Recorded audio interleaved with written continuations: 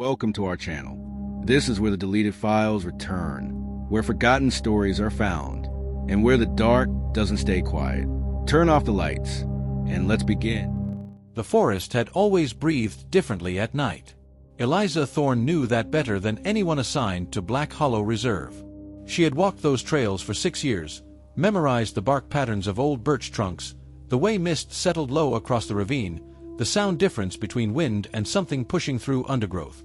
The forest carried rhythms, patterns, boundaries. That was why the silence unsettled her. She stood at the northern boundary line just past the broken cedar marker, boots pressed into damp soil that still held the afternoon's rain. Her flashlight beam cut through layers of drifting fog, illuminating tree trunks that seemed too pale in the dark. Usually crickets filled the air. Frogs called from the marsh flats. Wind brushed leaves into a restless murmur. Tonight there was nothing.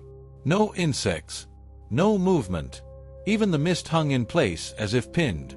Eliza adjusted the strap of her rifle and checked her radio. Static pulsed faintly, a low mechanical hiss that faded in and out. Reception was never perfect this deep in the reserve, but this felt different. The static seemed rhythmic, almost deliberate. She told herself it was the weather. 2 hikers had gone missing 48 hours earlier. Married couple from out of state. Their car still sat in the south lot. Search teams had covered most of the marked trails by now. Dogs had tracked a scent north before stopping abruptly at the old river cut.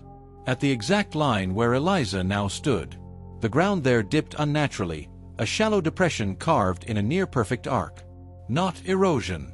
Not animal burrow.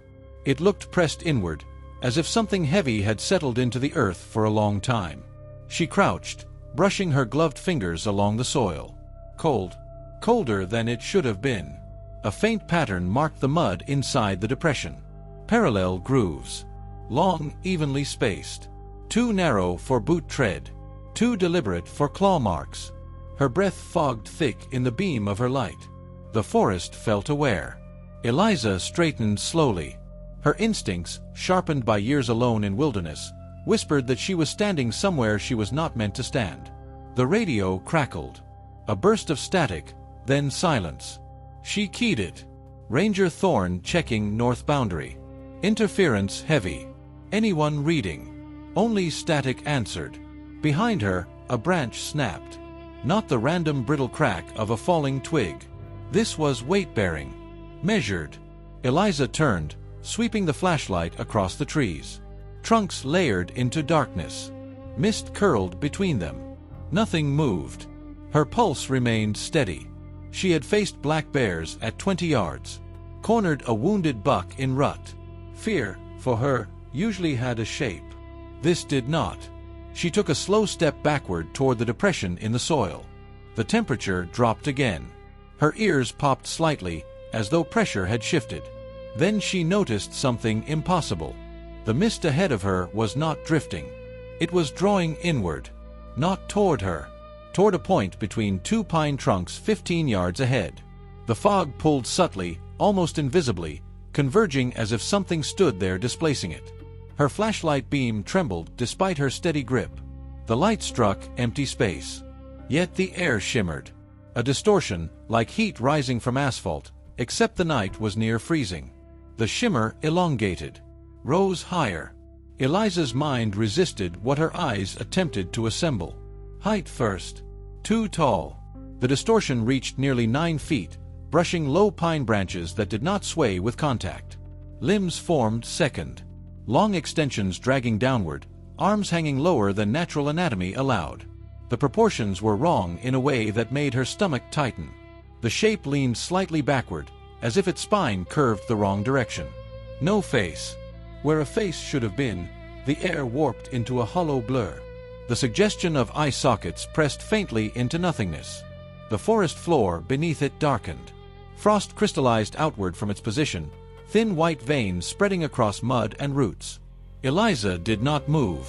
Training told her to identify, assess threat, create distance.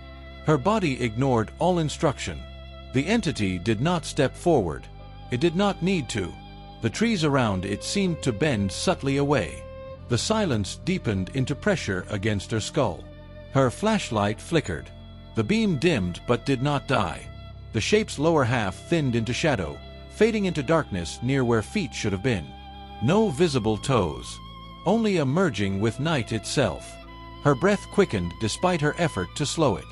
This was not a bear, not a man, not anything documented in field reports. The grooves in the soil, heel-heavy impressions, long fingers like stripped branches. She understood suddenly. The hikers had not crossed the boundary. The boundary had crossed them. The entity's head tilted, not sharply, slowly, studying. The air around Eliza tightened. Her ears rang faintly, and then, in a motion so subtle she almost missed it, the figure shifted closer without stepping. One moment 15 yards away. The next, 10. No transition. No sound. Her survival instinct snapped back into control. She raised the rifle. The safety clicked off loud in the dead forest. The entity did not react. Its arms hung impossibly long, fingers nearly brushing the frost-laced ground. The mist continued to spiral toward it, feeding into its shape like breath inhaled endlessly. Eliza fired.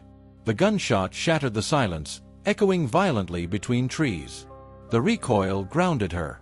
The bullet passed through the distortion. No impact. No recoil of flesh. Only a ripple, like stone through water. The entity's head tilted the opposite direction now. Curiosity, not anger. The frost spread faster. Her boots slid slightly as the soil hardened beneath her. The temperature plunged. Her radio burst with violent static. In the chaos of noise, something layered beneath the interference. Not a voice. A frequency. Low. Resonant. Inside her skull rather than her ears. Her vision blurred at the edges. The forest seemed to stretch backward unnaturally, depth warping like a lens pulled too wide. The entity leaned further back, spine bending at an impossible angle, yet it did not fall. Its arms twitched once. Delayed. As if its movements lagged behind reality. Then it advanced again without stepping. 5 yards away. The air between them shimmered violently. Eliza stumbled back, heel catching the edge of the soil depression. She fell hard, breath knocked from her lungs, rifle skidding from her grip. Cold slammed into her spine through the ground. The entity loomed above her now, towering, its elongated silhouette blocking what little moonlight filtered through canopy. From this close, the distortion intensified. She saw texture beneath it. Not skin. Something like wet bark layered over stone. Dark grooves running vertically along its torso. Shadow mist drifting from its surface. The faint impressions of eyes deep within the faceless void sharpened slightly. Hollow. Ancient. And aware. Her fingers clawed for the rifle. The frost crept toward her hands. The entity's arm moved. Slow. Unnatural. Delayed by half a second, as though frames were missing from reality. Its long fingers extended downward. They stopped inches above her chest. The cold became unbearable. Her heartbeat thundered in her ears. The forest seemed infinitely far away now, reduced to silhouettes beyond this towering thing. The fingers twitched. Then, a distant sound cracked through the night. An engine. Faint but growing. Headlights pierced through trees from the south trail, beams cutting across mist. Back up. The search team. The entity froze. Its hollow face turned slightly toward the incoming light. For the first time, Eliza sensed something change. Not fear. Calculation. The headlights grew brighter. Voices echoed faintly through forest. The entity's outline began to thin. Mist tore violently inward as if being inhaled one final time. The frost stopped spreading. Its fingers withdrew slowly. The distortion collapsed in on itself. And in a blink, it was gone. No movement. No sound. Only the return of distant insects beginning to chirp hesitantly. The cold lingered.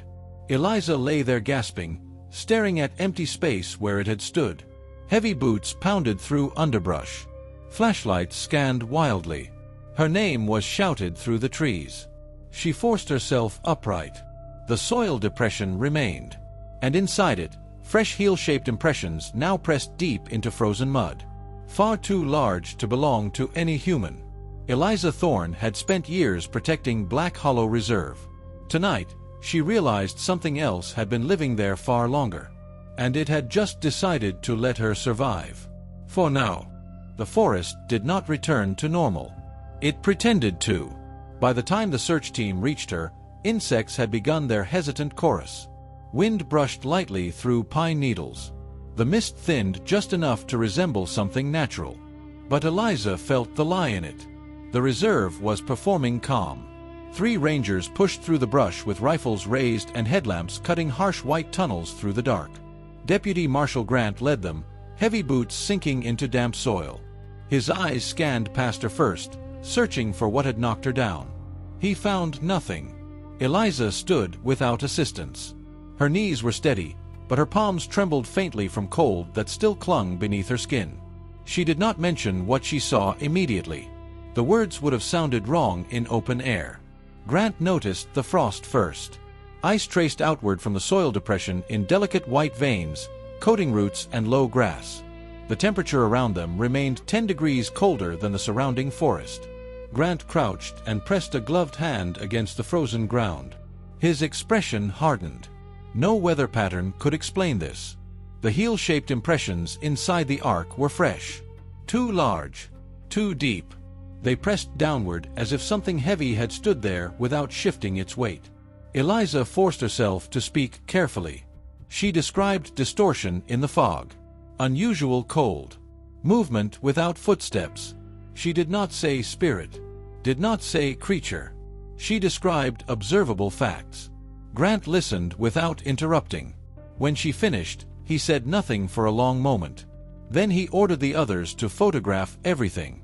The hikers were no longer the only missing concern. They sealed off the northern boundary before dawn. No public access. No explanation given beyond unstable terrain. Eliza remained silent during the drive back to the ranger station. The headlights sweeping across tree trunks made her flinch once, remembering how the entity had dissolved when light struck it. Light had not harmed it, only delayed it. At the station, warmth returned slowly to her hands. Yet the cold inside her chest remained, as if something had been left there intentionally. She reviewed trail camera feeds from the past 72 hours. Most showed nothing unusual. Deer moving at dusk. A black bear crossing near the marsh. Wind bending branches. Then at 2:17 a.m. 2 nights earlier, the north camera glitched. Static crawled across the frame. The image warped. For 3 seconds, the trees appeared elongated, stretched vertically as if gravity had tilted sideways. In the center of the distortion stood a tall blur. The frame skipped, returned to normal. No timestamp interruption. No visible cause. Eliza replayed it 6 times. Each time the blur appeared slightly closer to the camera. She froze the final frame. In the distortion, faint hollow impressions suggested eyes. Her throat tightened. Grant entered quietly behind her. He watched the replay without speaking. The footage corrupted itself 10 minutes later. The file refused to open again. System error. Data unreadable. Grant ordered the physical camera retrieved at first light. By morning, the temperature across Black Hollow Reserve had dropped abnormally. Frost-coated areas that should have been warming under sunrise. Birds avoided the northern tree line entirely. The search resumed for the hikers despite unease spreading among the team. Eliza led the smaller unit along the river cut where dogs had stopped. The animals refused to advance past the arc depression. They whined, pulling backward with tails tucked. She understood. The forest felt thinner there now. Not visually, spatially, as though something invisible occupied space between trees, compressing air into subtle pressure waves that made breathing heavier. They found the first sign of the hikers near noon. A backpack half buried in mud along the riverbank. Unzipped. Contents untouched. No drag marks. No blood. No footprints leading away. It was as if the owners had simply stepped out of existence. The cold intensified again as Eliza approached the waterline. Thin ice formed along the river's edge despite steady sunlight. Grant noticed it too. He ordered everyone back 20 yards. The team obeyed with visible relief. Eliza remained. She stared into the slow-moving current. The surface reflected trees normally. Until it didn't. For a brief moment, the reflection showed something taller standing behind her. She turned instantly. Nothing there. When she looked back at the river, the reflection had corrected itself. Her pulse pounded steadily now, not with panic, but with the dawning realization that the entity was not confined to one place. It was not moving through the forest. It was layered within it. Watching. Learning. The hikers had crossed into its awareness. She had fired at it, and it had chosen not to finish what it began. That decision troubled her more than violence would have. Back at the station, tension thickened. Radios malfunctioned intermittently. Compass readings near the north boundary shifted by several degrees without explanation. Electronic devices drained battery faster than normal. By evening, news of the hikers' disappearance began circulating publicly. Officials pressed for answers. Grant advised caution in language. Eliza remained quiet during briefings. But that night, alone in her quarters above the station garage, she felt the cold return. The heater functioned normally. Yet frost crept faintly along the inside corner of her windowpane. She stood slowly from her desk. The air pressure shifted. Subtle. Oppressive. The same sensation as before the entity appeared. Her room lights flickered once. She moved toward the window. Outside, the yard lamps cast yellow pools across gravel. Between those pools of light, shadows gathered thickly. Too thickly. Her breath fogged indoors. The frost spread across the glass in branching veins. Then the yard light nearest the tree line went out. Not shattered. Not popped. Extinguished. Darkness filled that section of yard like liquid poured into a container. Within it, something elongated. Not fully visible. Just a vertical distortion bending the remaining light around it. Eliza did not reach for her weapon this time. She watched. The distortion leaned slightly backward at its impossible angle. Head tilting. Studying her through the window. The distance between them was greater than the forest encounter. Yet the awareness felt closer. More intimate. Her ears rang faintly. The frost traced patterns across the glass between them. The entity did not advance. It remained just outside the reach of the remaining lights. Then, slowly, it stepped into shadow deeper than natural night. And disappeared again. The yard lamp flickered back to life seconds later. Insects resumed their hum. The frost melted from the window as if it had never been there. Eliza remained standing long after warmth returned. It was no longer random. It had followed her. Not physically in footsteps, but in attention. Black Hollow Reserve was not simply haunted by a roaming presence. It was occupied by something territorial, ancient, and now aware that she was aware. She sat back at her desk and opened a blank report. Instead of official language, she wrote a single line for herself. The boundary is not geographic. It is perceptual, and something beyond it has started crossing over. She closed the laptop without saving. Outside, deep within the northern trees, frost began spreading again beneath unseen weight. And this time, no headlights approached to interrupt it. The forest did not return to normal. It pretended to. By the time the search team reached her, insects had begun their hesitant chorus.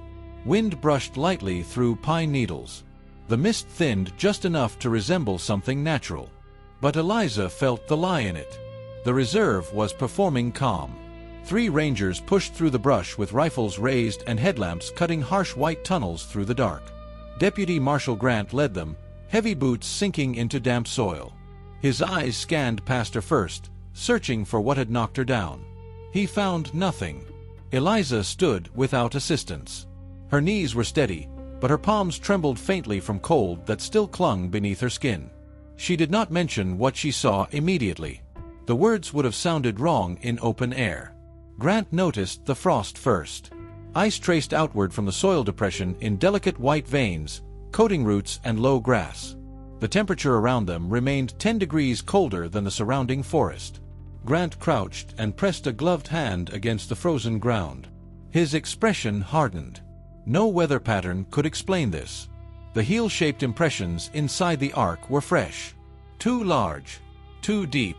They pressed downward as if something heavy had stood there without shifting its weight. Eliza forced herself to speak carefully. She described distortion in the fog. Unusual cold. Movement without footsteps. She did not say spirit. Did not say creature. She described observable facts. Grant listened without interrupting. When she finished, he said nothing for a long moment. Then he ordered the others to photograph everything. The hikers were no longer the only missing concern. They sealed off the northern boundary before dawn. No public access. No explanation given beyond unstable terrain. Eliza remained silent during the drive back to the ranger station. The headlights sweeping across tree trunks made her flinch once, remembering how the entity had dissolved when light struck it. Light had not harmed it, only delayed it. At the station, warmth returned slowly to her hands. Yet the cold inside her chest remained, as if something had been left there intentionally. She reviewed trail camera feeds from the past 72 hours. Most showed nothing unusual. Deer moving at dusk.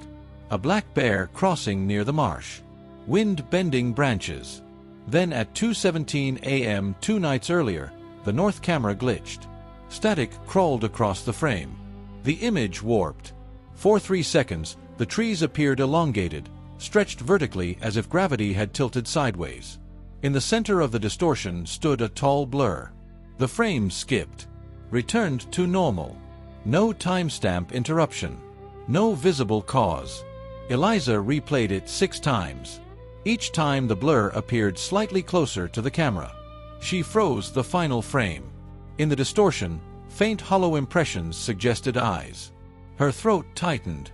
Grant entered quietly behind her. He watched the replay without speaking. The footage corrupted itself 10 minutes later. The file refused to open again. System error. Data unreadable. Grant ordered the physical camera retrieved at first light. By morning, the temperature across Black Hollow Reserve had dropped abnormally. Frost-coated areas that should have been warming under sunrise. Birds avoided the northern tree line entirely. The search resumed for the hikers despite unease spreading among the team. Eliza led the smaller unit along the river cut where dogs had stopped. The animals refused to advance past the Arc Depression. They whined, pulling backward with tails tucked. She understood. The forest felt thinner there now. Not visually, spatially, as though something invisible occupied space between trees, compressing air into subtle pressure waves that made breathing heavier. They found the first sign of the hikers near noon. A backpack half buried in mud along the riverbank. Unzipped. Contents untouched. No drag marks. No blood. No footprints leading away. It was as if the owners had simply stepped out of existence. The cold intensified again as Eliza approached the waterline. Thin ice formed along the river's edge despite steady sunlight. Grant noticed it too. He ordered everyone back 20 yards. The team obeyed with visible relief. Eliza remained. She stared into the slow-moving current. The surface reflected trees normally. Until it didn't. For a brief moment, the reflection showed something taller standing behind her. She turned instantly. Nothing there.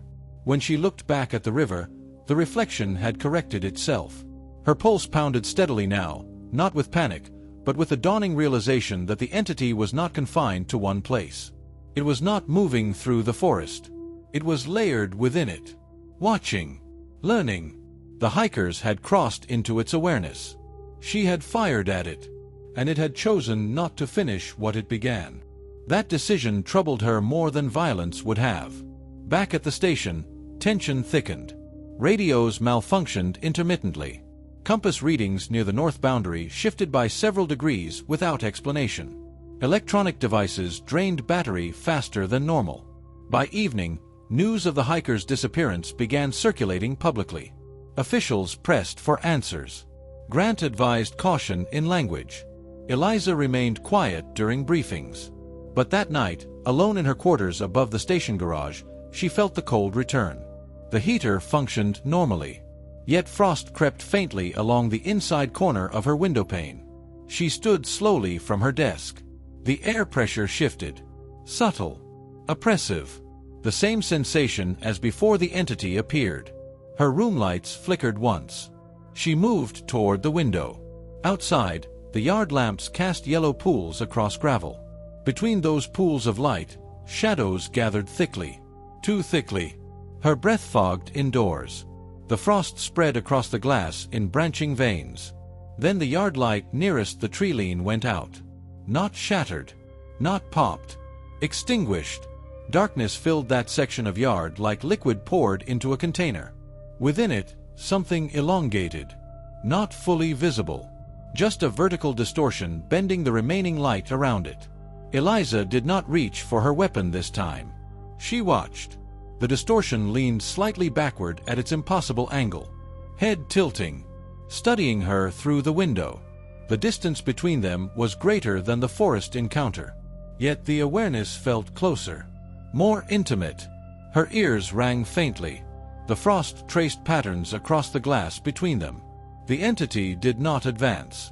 It remained just outside the reach of the remaining lights. Then, slowly, it stepped into shadow deeper than natural night. And disappeared again. The yard lamp flickered back to life seconds later. Insects resumed their hum. The frost melted from the window as if it had never been there. Eliza remained standing long after warmth returned. It was no longer random. It had followed her. Not physically in footsteps, but in attention. Black Hollow Reserve was not simply haunted by a roaming presence. It was occupied by something territorial, ancient, and now aware that she was aware. She sat back at her desk and opened a blank report. Instead of official language, she wrote a single line for herself. The boundary is not geographic. It is perceptual, and something beyond it has started crossing over. She closed the laptop without saving. Outside, deep within the northern trees, frost began spreading again beneath unseen weight. And this time, no headlights approached to interrupt it. The mist thickened until the trees disappeared. Eliza stood inside a world reduced to frost and distortion. The entity towered inches from her, its elongated frame bending backward in that impossible arc. The hollow where its face should have been hovered at eye level, though it stood far taller than any man. Its presence no longer felt like an intrusion. It felt like pressure from every direction at once. The frost at her boots did not advance further.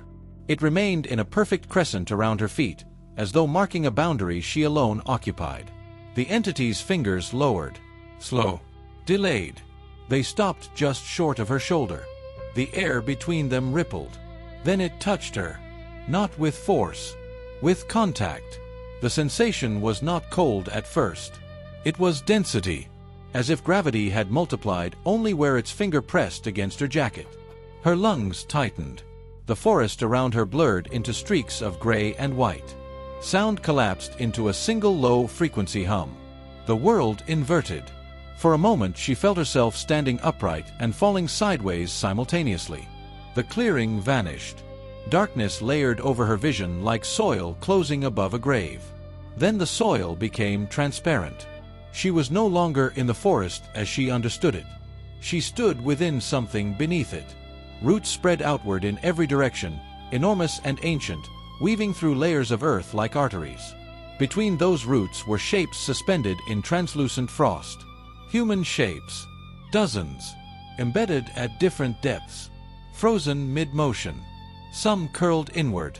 Some reaching upward. Some with mouths open in silent cries. Their eyes moved. Not freely, but enough. Aware within suspension. The entity stood among them, no longer distorted. Here, it appeared solid. Its bark and stone texture clearer. Vertical grooves carved along its torso like natural striations in ancient rock. Shadow mist drifted from its surface and seeped into the soil. Eliza looked down.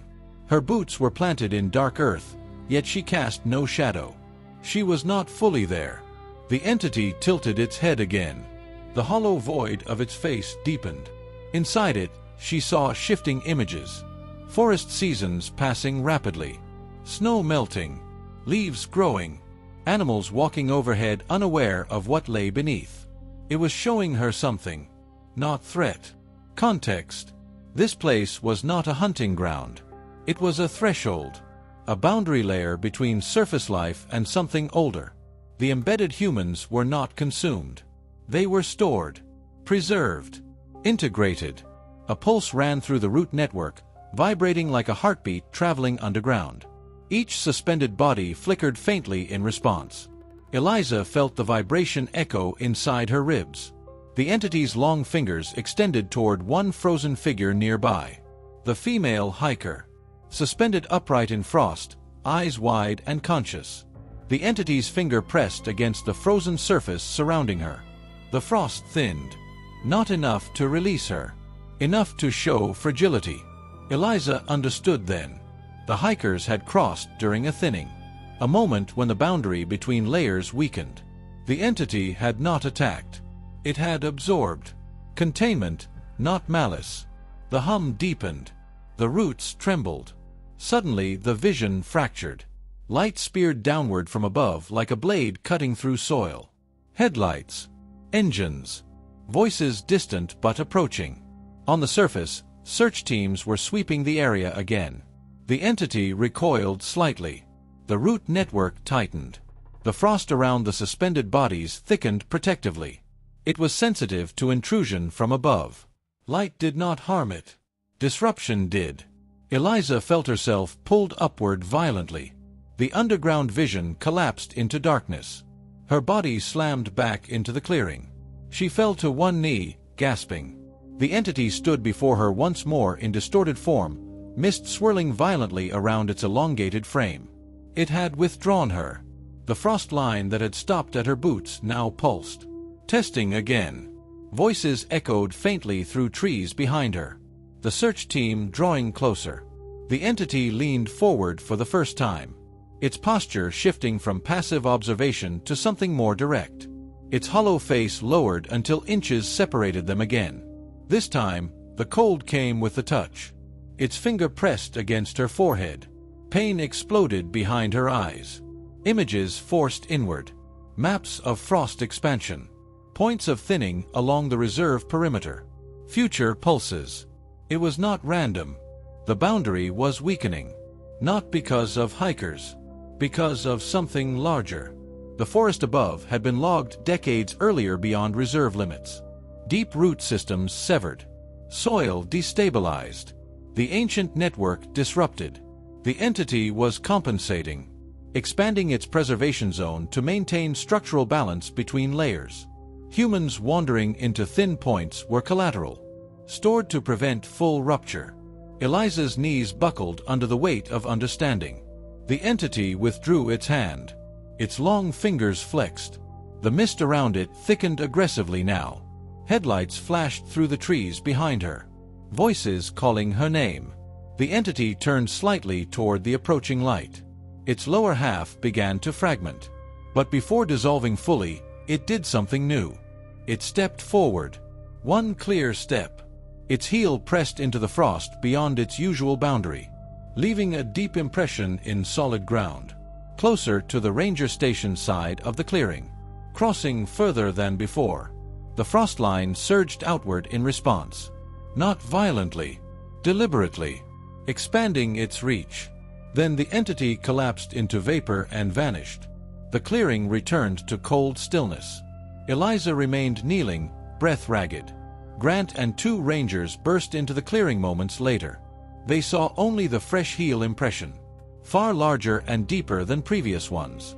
Closer to the southern trail. Grant helped her stand. He saw something in her expression that made him hesitate to ask questions. The frost this time did not fully retreat after the entity disappeared. It lingered. Maintained ground gained. Back at the station, Eliza mapped the new heel location. The perimeter had shifted nearly 100 yards south. The boundary was moving. Not rapidly, but steadily. If it continued at this rate, the ranger station itself would lie within frost reach within days. She studied satellite images of the surrounding region. Large sections of forest outside the reserve had been cleared over the past 10 years. Agricultural expansion. Construction. Root systems destroyed. The underground layer destabilizing.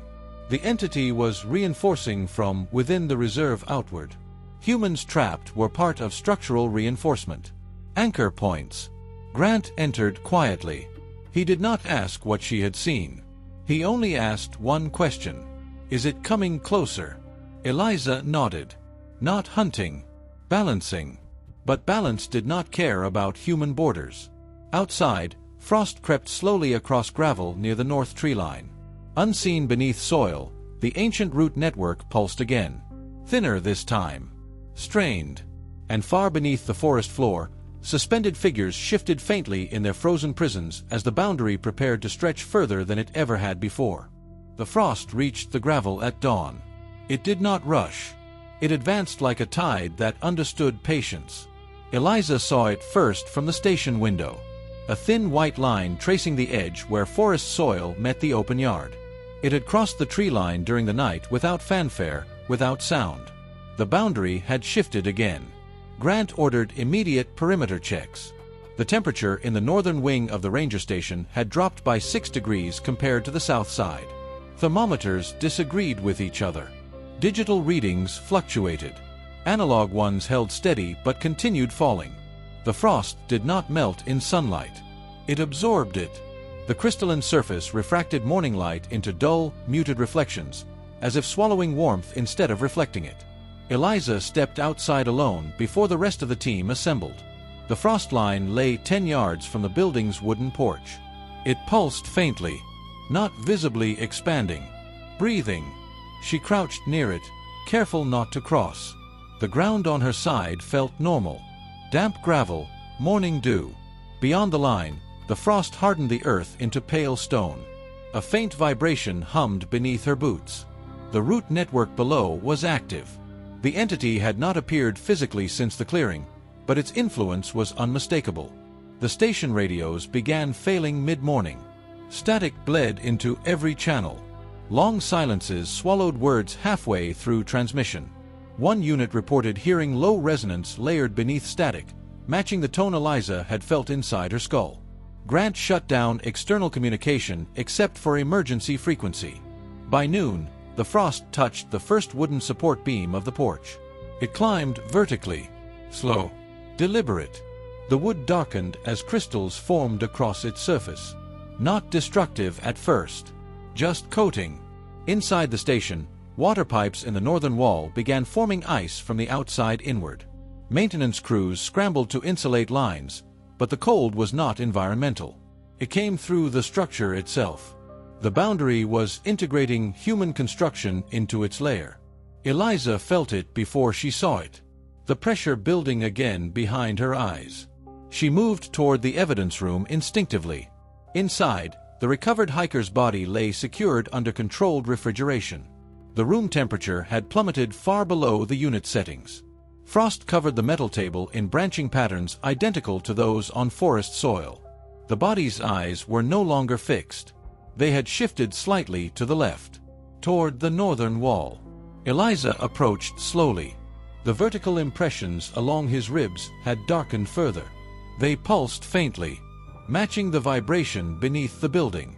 The frost on the wall behind him thickened, and then the air shimmered. The distortion formed directly inside the room. Not fully solid, not fully present. A partial manifestation. 8 feet tall within the confined space, its elongated frame bending unnaturally against ceiling height. The hollow of its face hovered above the body. It was not there for Eliza. It extended one long finger toward the preserved hiker.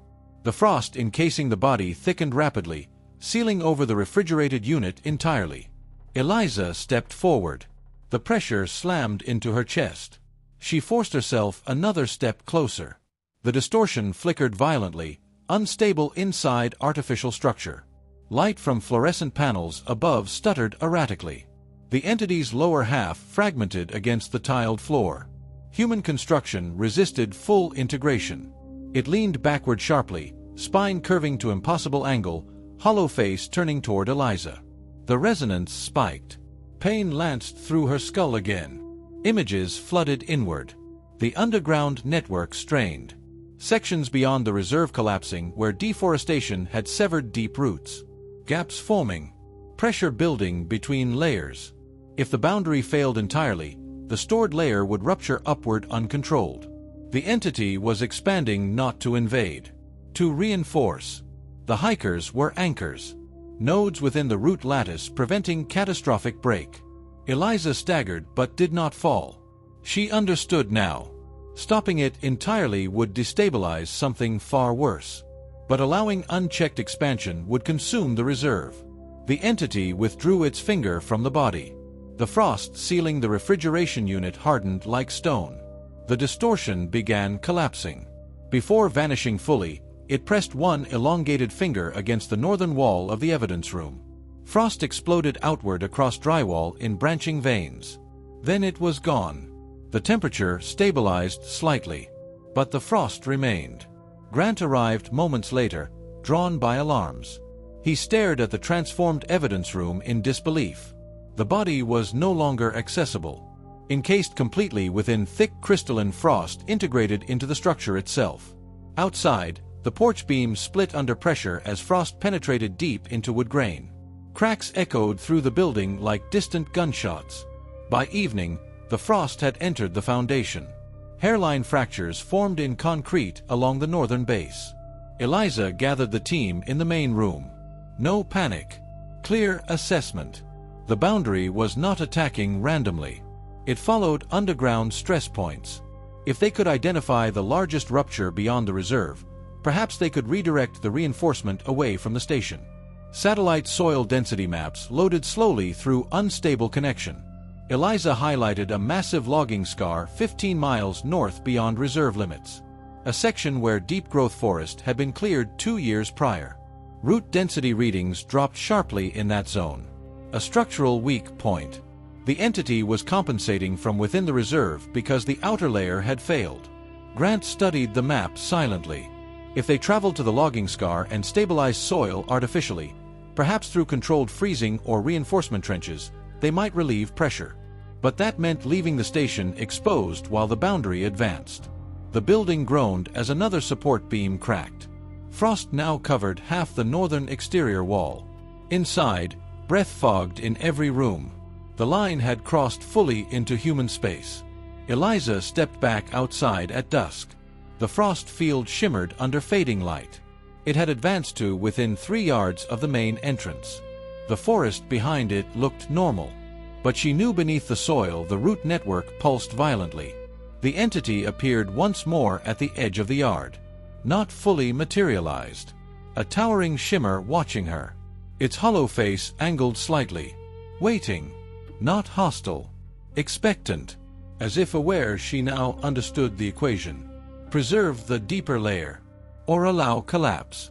Eliza stepped forward until her boots stood inches from the frost. The vibration intensified. She met the distortion without raising a weapon. If she moved north toward the rupture site, the pressure here might ease. If she stayed, the station would be absorbed into reinforcement. The choice was not between safety and danger. It was between controlled expansion and uncontrolled fracture. Behind her, another crack split through the foundation. The building would not hold long. The frost crept another inch toward her boots. And far beneath them, ancient roots strained under weight of a thinning world, waiting for either balance or break. They left before sunrise. The ranger station groaned behind them as frost continued its steady climb up the northern walls. Grant drove the lead truck. Eliza sat in the passenger seat, studying the soil density maps one final time before signal interference swallowed them completely. 2 additional vehicles followed, carrying trenching equipment, portable generators, thermal drills, and emergency flare towers. None of it felt adequate. The logging scar lay 15 miles north beyond reserve protection. Private land. Cleared aggressively 2 years prior. Satellite overlays showed root density there had collapsed to nearly nothing. A structural wound. If the underground layer was a woven lattice, that scar was a torn seam. As they drove, Eliza watched the tree line thin unnaturally fast. Healthy forest gave way to younger regrowth. Then stumps. Then wide stretches of exposed soil scarred by tire ruts and erosion. The temperature dropped 3 degrees the moment they crossed into the cleared zone. No canopy overhead. No shade. Yet the air felt colder than the dense forest behind them. They stepped out onto cracked earth. The ground did not feel solid. It felt hollow. Wind moved freely across the open expanse, but beneath it Eliza sensed something deeper. A tremor. Not surface vibration.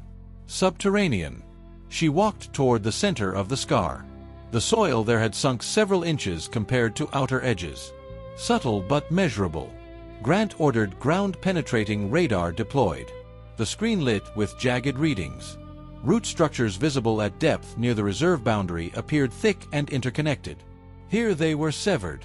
Broken ends hung like frayed cables underground. And below those broken ends, a void. Not an empty cave. A shifting mass. The radar signal distorted violently when scanning deeper than 20 feet. The same distortion seen in trail camera footage. Eliza felt pressure build in her skull again.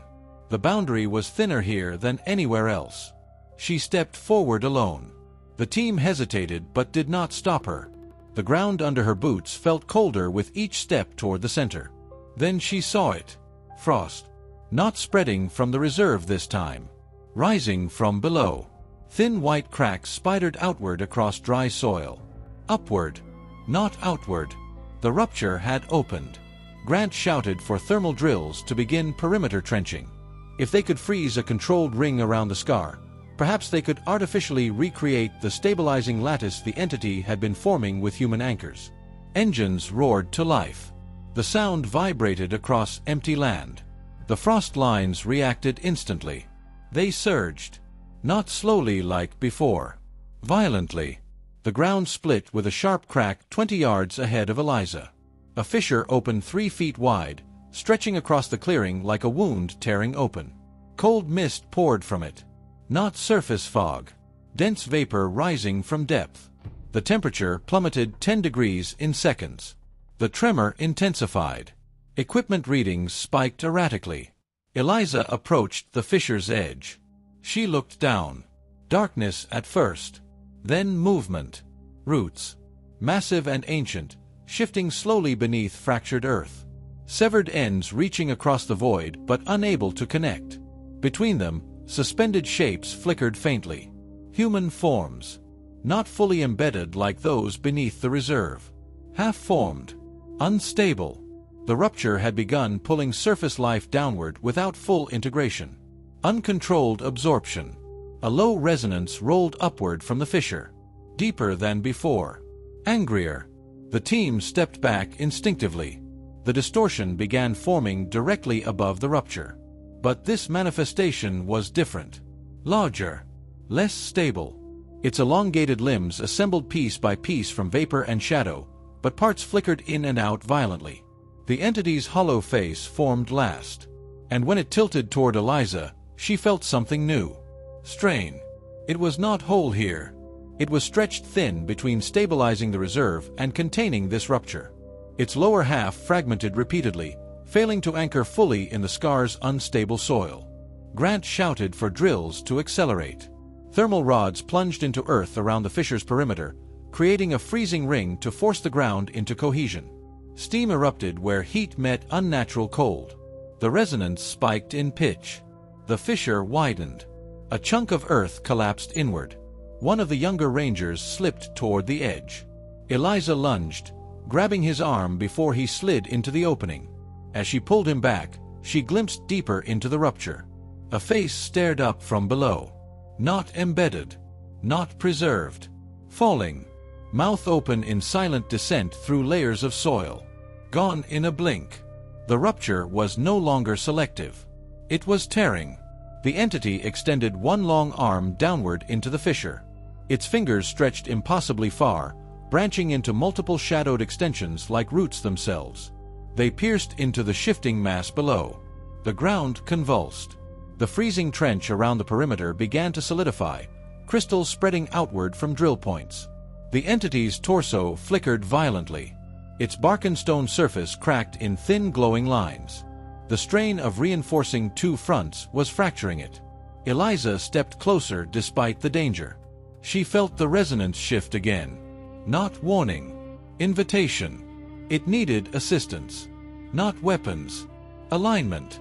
She closed her eyes briefly and focused on the pulse beneath her boots. The underground lattice vibrated unevenly. Broken rhythm. She moved toward one section of trench where freezing had not yet connected. The drill there sputtered under interference. She grabbed the rod and forced it deeper into soil manually. The cold surged through her gloves into her bones. The frost line from the trench met another section. Then another. The perimeter ring began closing. The entity's extended arm thickened as root-like shadows reinforced the rupture interior. The fissure stopped widening. The tremor lessened slightly, but not enough. A second crack split across the opposite side of the scar. The rupture was larger than scans predicted. The entity flickered, nearly collapsing entirely. Its hollow face turned toward Eliza. Within the void she saw the reserve. The station nearly consumed. The underground anchors strained to maintain stability. It could not sustain both fronts much longer. The freezing ring completed around the central fissure. The ground hardened abruptly.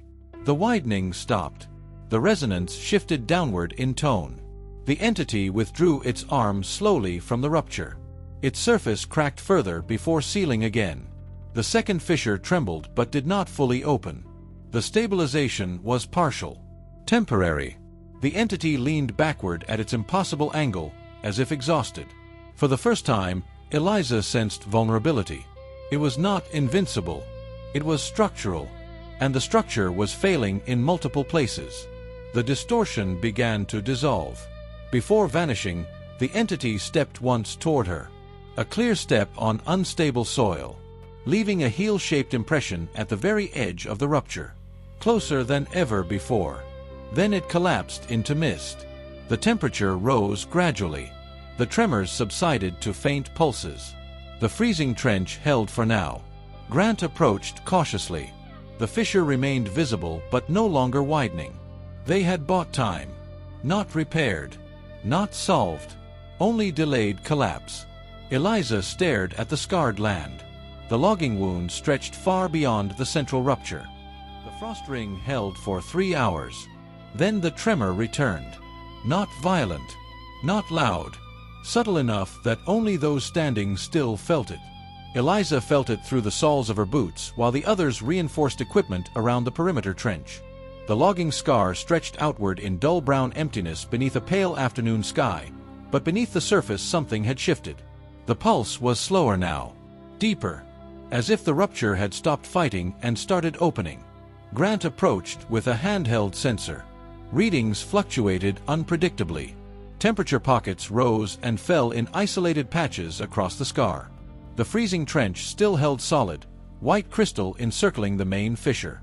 But the second crack that had trembled earlier began to widen in silence. No dramatic split. No loud fracture. The soil simply sagged inward as if gravity had increased in a narrow line. Eliza stepped closer again. This fissure did not release mist immediately. It released darkness. A darkness thicker than shadow, rising like smoke but falling at the same time. The ground-penetrating radar screen went black.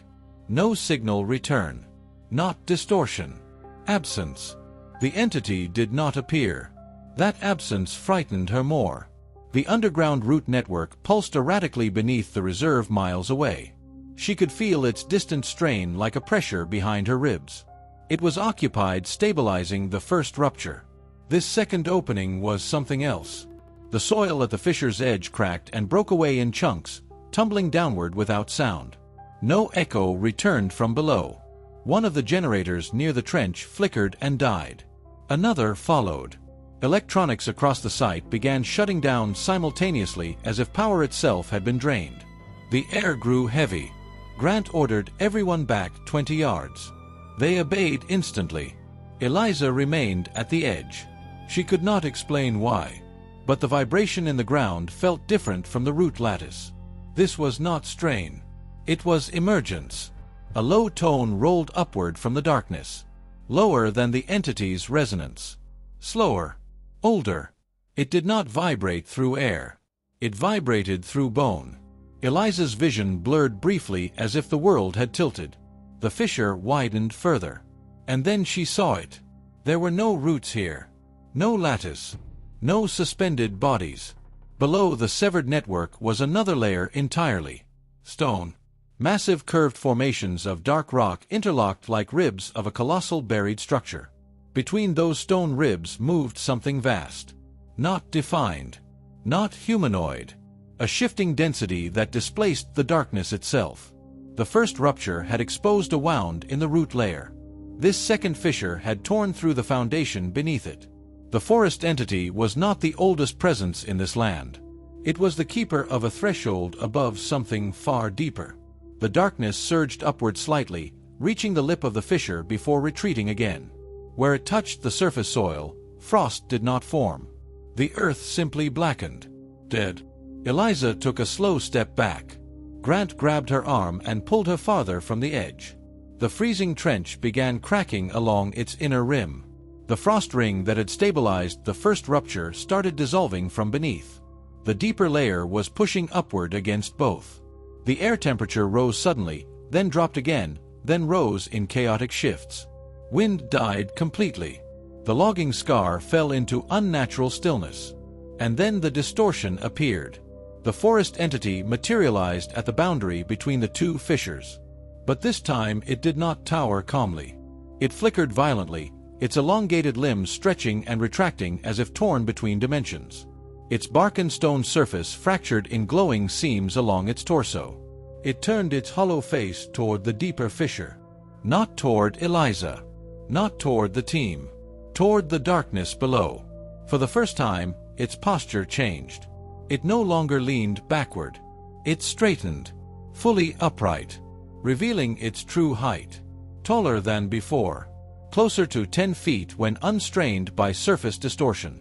Its arms extended outward, fingers elongating and branching into root-like tendrils that stabbed into the soil around the fissure's rim.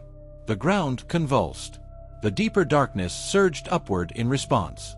The air filled with a vibration that made several rangers drop to their knees, clutching their ears though no audible sound could be heard. Eliza felt blood warm against her upper lip. The entity drove its tendrils deeper. Stone ribs below cracked slightly. The shifting mass recoiled, then pressed upward again. The frost from the first rupture surged toward the second fissure, forming a partial crystalline barrier along its edge. The entity was sealing, not expanding. Sealing something beneath its domain. The logging scar trembled violently now. Chunks of soil collapsed inward as the deeper presence pushed again. For a fraction of a second, a shape pressed upward against the darkness. Massive. Featureless. A curved surface larger than a truck hood sliding beneath stone ribs. It did not break through fully, but its scale dwarfed the forest entity. Eliza understood with sickening clarity. The root lattice existed to contain. The forest entity maintained structural balance between the surface and the deeper layer. Human anchors were stabilizing nodes within that system. The logging scar had not only severed roots. It had weakened a lid. The deeper layer surged once more. The forest entity let out something that was not a sound but felt like a crack through reality. Its hollow face darkened completely, absorbing light around it. It drove its elongated limbs deeper still. The frost barrier thickened rapidly, spreading across the fissure and down into it. The second crack began narrowing slowly as crystalline structures locked soil and stone together. The deeper presence retreated slightly. Not defeated. Pressed back. The tremor diminished from violent to steady. The freezing trench around the first rupture resolidified.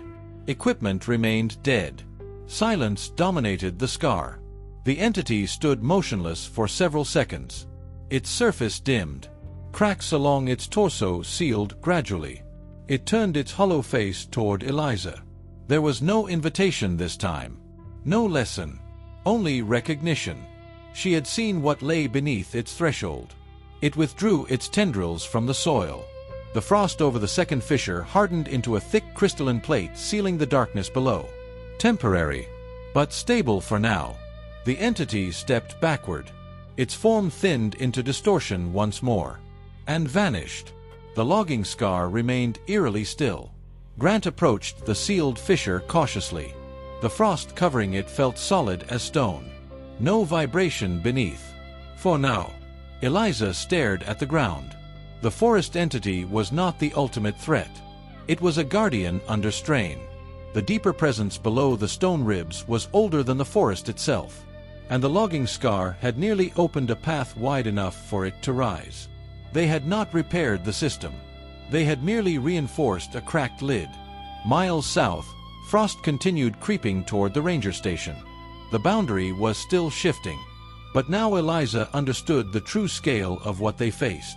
It was not about stopping expansion. It was about preventing emergence. And emergence required only one thing: a break large enough. The logging scar was one. How many more lay hidden beneath human development? The logging scar remained sealed for 48 hours. On the surface, it looked stable. Frost plated over both fissures like opaque glass. The tremors diminished to faint pulses detectable only by sensitive instruments. The forest entity did not manifest again at the site. But the pressure had not disappeared. It had redistributed. Eliza felt it the moment they drove back toward the reserve. Not as vibration beneath her boots this time. As silence. The kind that presses inward from the edges of awareness. Grant noticed it too when cell service returned briefly near the highway and emergency alerts flooded their devices. 3 miles south of Black Hollow Reserve, near the small town of Alder Creek, a section of asphalt had collapsed overnight. No explosion. No sinkhole warning. Just a clean fracture splitting the road into 2 jagged halves. The collapse revealed a cavity beneath. Officials labeled it subsidence due to soil instability. Eliza knew better. When they reached the ranger station, the frost line had stopped advancing. It hovered 2 feet from the main entrance, crystalline and unmoving. Not retreating. Not growing. Holding. The entity was concentrating elsewhere. She pulled satellite overlays onto the station monitor. Alder Creek lay beyond the southern boundary of the reserve. Urban development. Roadways. Basements. Sewer systems cutting deep into earth. Artificial fractures everywhere. If the deeper layer had pushed upward at the logging scar, it would seek thinner points elsewhere. Human infrastructure had unknowingly created them. Grant assembled a small team immediately. No public explanation beyond assisting with geological assessment. They drove into Alder Creek at dusk. The town looked ordinary at first glance. Streetlights glowing. Shops closing. Children riding bicycles near sidewalks. But beneath the hum of evening life, Eliza sensed the same low frequency she had felt at the logging scar. Faint. Distant. But present. They parked near the collapsed roadway. Barricades surrounded the split asphalt. Construction crews had paused work after tools malfunctioned repeatedly during excavation. Eliza stepped past the barricade. The fracture in the road ran clean and unnaturally straight for 20 yards before tapering off. The exposed cavity beneath was shallow compared to the logging scar. 10 feet deep at most. But the soil walls inside the cavity were coated in thin frost despite mild night air. Grant lowered a portable floodlight into the opening. The beam illuminated compacted earth and broken utility lines. Then something else. Black streaks running vertically down the cavity wall. Not oil. Not moisture. Absence. Light bent slightly around those streaks. Eliza climbed down carefully. Her boots touched the cavity floor. The vibration intensified instantly. Above ground it had been faint. Down here it was undeniable. The deeper layer was pressing upward through microfractures in the soil. The frost on the walls thickened as she watched. Not spreading randomly. Mapping cracks. Following pressure points. Grant joined her at the bottom. He saw it too. The frost formed branching patterns identical to those in the reserve, but thinner. Less stable. This was not the forest entity's doing. This was reaction. Containment responding to stress. A sound rolled upward through the cavity.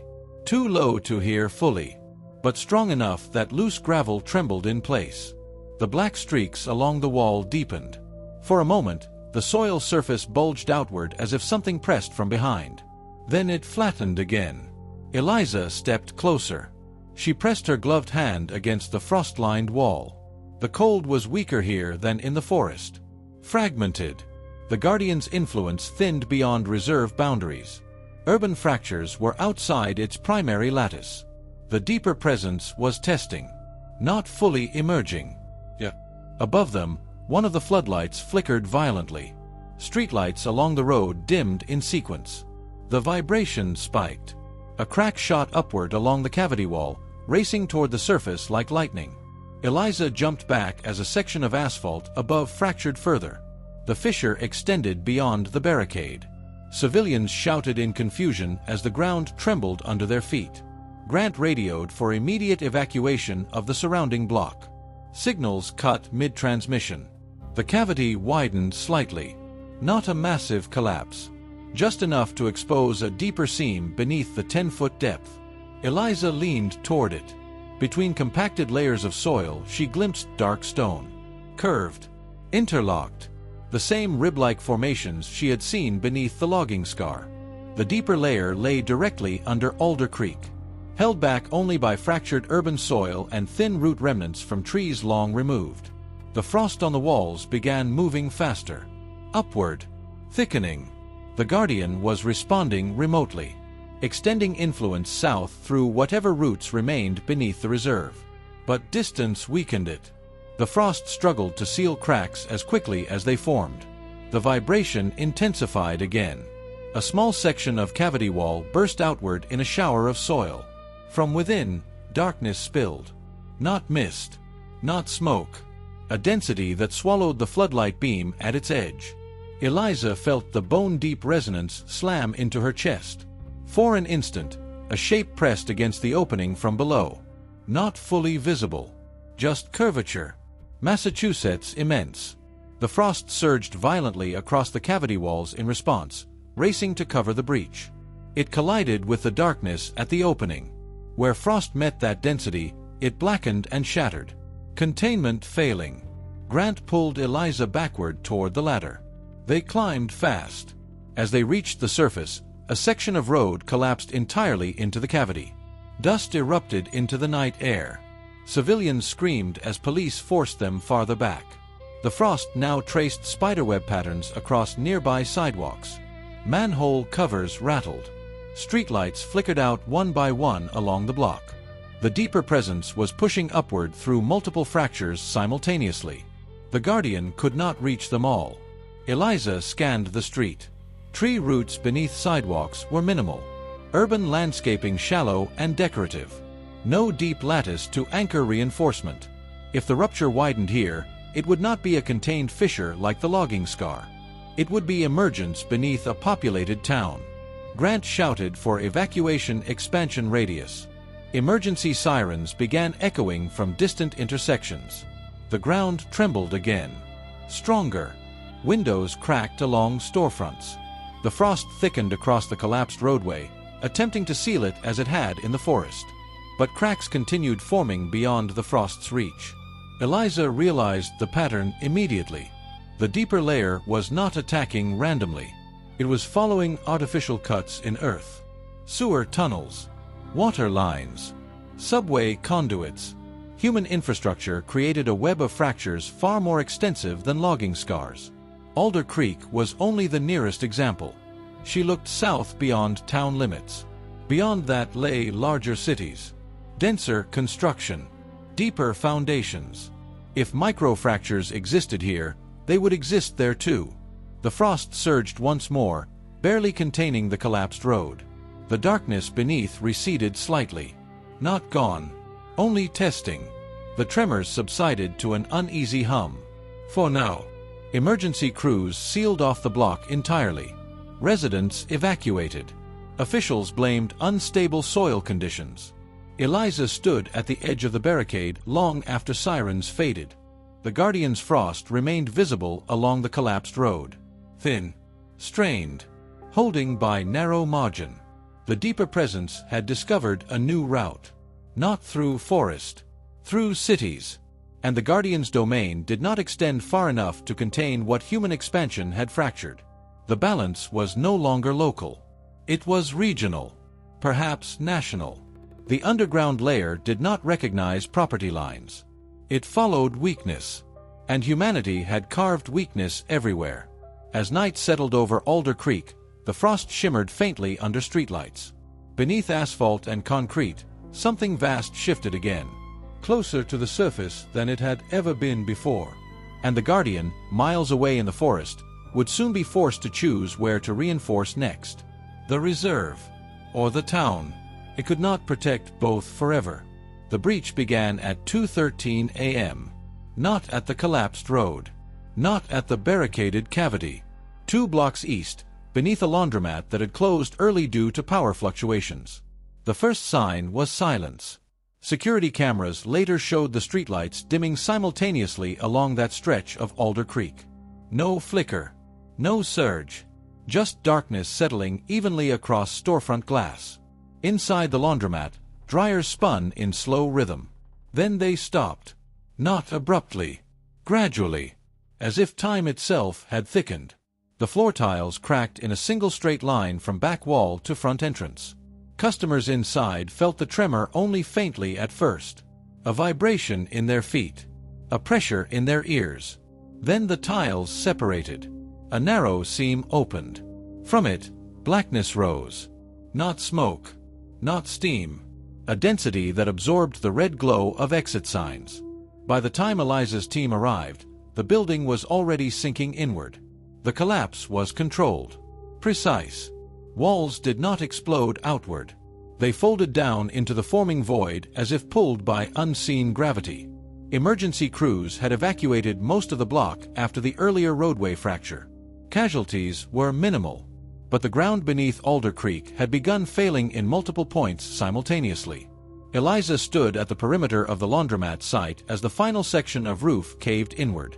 Dust rose briefly, then froze midair. Suspended. Every loose particle hung motionless as if gravity had paused. The low resonance rolled outward from the breach. Deeper than before. Stronger. Grant staggered slightly, steadying himself against a patrol vehicle.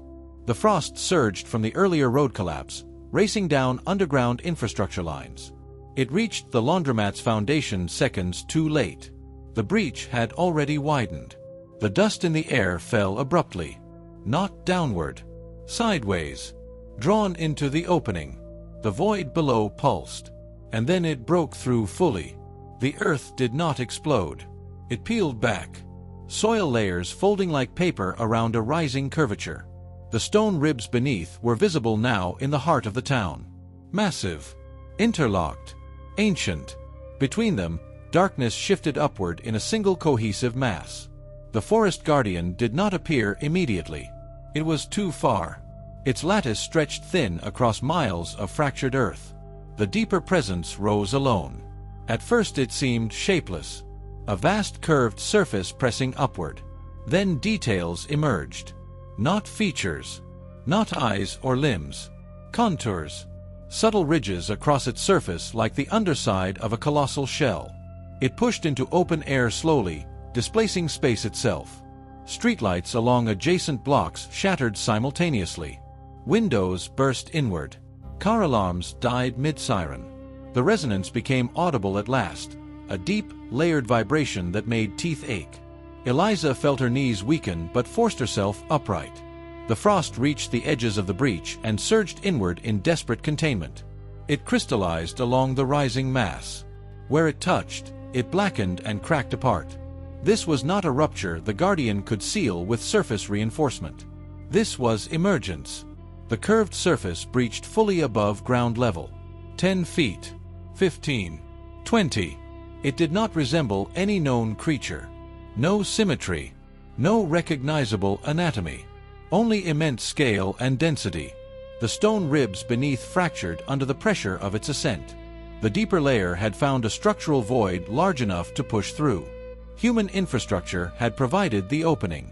Eliza scanned the surrounding streets. Microfractures formed in sidewalks. Manhole covers lifted and fell. The frost raced desperately through sewer lines and water mains, trying to intercept other weak points. Too many. Too scattered. The Guardian finally appeared. It manifested at the edge of the breach, towering against the night. But it looked diminished. Its bark and stone surface cracked visibly. Elongated limbs trembled slightly as it extended them toward the emerging mass. It drove root-like tendrils into surrounding soil, attempting to anchor. The deeper presence responded. The curved surface shifted. A portion of it split open like a seam. Inside was not flesh, not bone, only layered darkness folding inward on itself. The guardian pressed forward. Frost erupted outward from its lower half, surging up the rising mass in jagged crystalline waves. For a moment, the ascent slowed. The vibration faltered. Eliza felt the shift immediately. The guardian was not trying to destroy it. It was forcing it back below the stone ribs, pushing the lid closed. But the breach had expanded beyond a single point. Across Alder Creek, smaller fissures opened in basements and alleyways. Thin black seams. Micro-emergences. The deeper presence was not rising as a singular entity. It was spreading upward through a network of human-made fractures. Grant shouted for full evacuation radius expansion. Sirens wailed in the distance. The curved mass rose another 3 feet. The guardian staggered. Its hollow face darkened completely. Light bent inward toward it. It drove both elongated arms deep into the breach, embedding itself between stone ribs and the rising mass. Frost exploded outward in all directions, coating nearby vehicles and storefronts in a thick crystalline layer. The temperature plummeted across the entire block. The rising mass slowed, then stopped. For a long moment, nothing moved. The resonance dropped to a low hum. The guardian leaned backward again, straining. Its cracked surface glowed faintly along fractured seams. With one final surge, it forced its tendrils deeper beneath the mass. The curved surface shuddered, then began descending. Slowly, reluctantly. Stone ribs above shifted back into place, grinding against one another like tectonic plates. The breach narrowed. The frost thickened along its rim. The deeper presence retreated inch by inch below ground level. Not defeated. Pressed back. The guardian remained embedded until the final curve disappeared beneath soil. Then it withdrew abruptly. The frost sealed over the breach in a thick opaque plate. The laundromat was gone. The entire block reduced to a frozen crater encased in crystal. The guardian stood at its center for several seconds. Cracks along its torso widened visibly. It was weaker now. Its lattice overstretched. It turned its hollow face toward Eliza once more. There was no lesson in its posture. No invitation. Only exhaustion. Then it collapsed into mist and vanished. The frost across Alder Creek remained. But it was thinner than at the logging scar. Strained. Eliza stepped closer to the sealed crater. The frost beneath her boots vibrated faintly. The deeper presence had retreated. But it had tested the surface successfully. It had learned. Urban fractures allowed simultaneous emergence points beyond the guardian's reach. If multiple breaches opened at once across different towns, containment would fail. The guardian could not be everywhere. Eliza looked south again. Beyond Alder Creek lay highways, suburbs, cities. Miles of underground infrastructure slicing through stone ribs and severed root networks. Human expansion had unknowingly mapped a perfect ascent grid. The first full breach had been forced back. But it had come closer than ever before. And the guardian had nearly broken holding it. Above them, the sky remained clear and indifferent. Below, something vast shifted again beneath weakened stone. Not retreating far. Only waiting. Calculating. The next breach would not be isolated. It would be coordinated. And the guardian might not be strong enough to push it back alone. The second wave did not wait for sunrise. At 4:41 a.m., while frost still sealed the crater where the laundromat had stood, 3 separate towns reported ground tremors within the same minute. Alder Creek, Millhaven, 30 miles east, and a suburban district south of Riverton. The pattern was no longer random. It was synchronized. Eliza stood inside the temporary command trailer parked near the frozen crater. Monitors displayed live feeds from emergency services across the region. Each screen showed a familiar image: fractured pavement, buckling sidewalks, hairline cracks racing across foundations. But none had fully breached yet. The deeper presence was probing. testing stress limits simultaneously. Grant leaned over a map covered in red markers. Sewer lines, water mains, underground transit corridors, all branching like veins beneath human settlement. The fractures followed them precisely. Human infrastructure had created a secondary root network, and the deeper layer was using it. A tremor rippled beneath Alder Creek again. Subtle, but stronger than the aftershocks from the previous breach. The frost over the crater shimmered faintly in response. Eliza stepped outside. The early morning air was still and painfully cold. Frost had crept farther along adjacent streets overnight, coating storm drains and curbs in white crystal. The Guardian had reinforced Alder Creek, but the reinforcement was thin compared to the reserve. She felt it immediately. The vibration beneath her feet split into 3 distinct pulses. Northwest, east, south. The deeper presence was dividing pressure points, forcing the Guardian to choose. A call crackled through Grant's radio. Millhaven had a partial collapse beneath its central parking structure. No full emergence yet, but stone ribs visible through a widening fissure. Another call followed. Riverton's sewer system had begun backflowing black slurry not identifiable as sewage or soil. The emergence was adapting, not pushing upward blindly. It was seeking intersections, places where human excavation had cut deepest. The frost at Alder Creek began thinning along the eastern edge of the crater.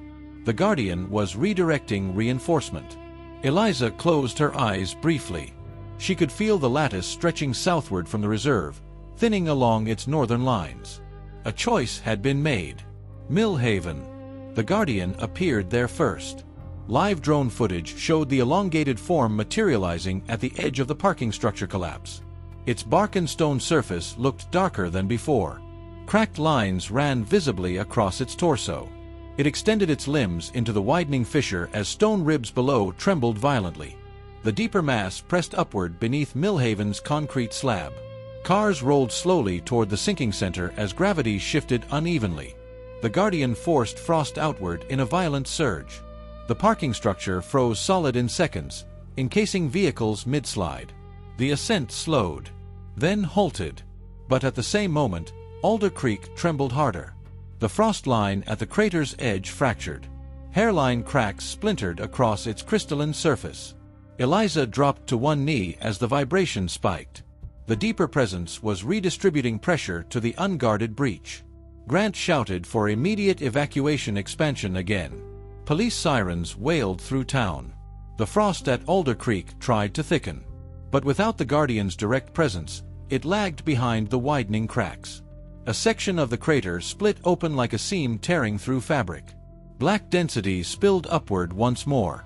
Not as large as before, but faster, more focused. Eliza felt the shift in tone. This was no longer testing. It was exploiting. She looked to the drone feed again. Millhaven remained sealed for the moment.